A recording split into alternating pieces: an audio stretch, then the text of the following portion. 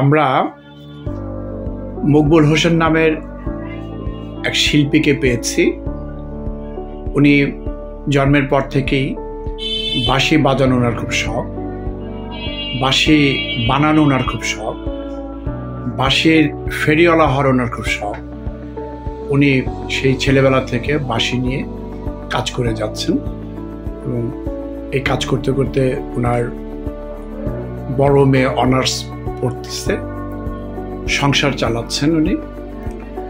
এবং উনি মঞ্চে নাটক করে থাকেন, বাংলাদেশের বিভিন্ন অঞ্চলে উনি নাটক করে থাকেন এবং নেপথ্যের বাঁশির যে সুর বাজে এটা উনি বাজিয়ে থাকেন।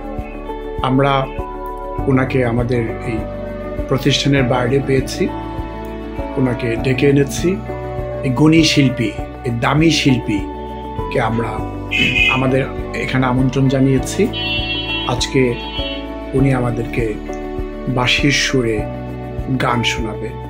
আমরা মকবুল ভাইয়ের বাঁশির কণ্ঠে গান শুনব।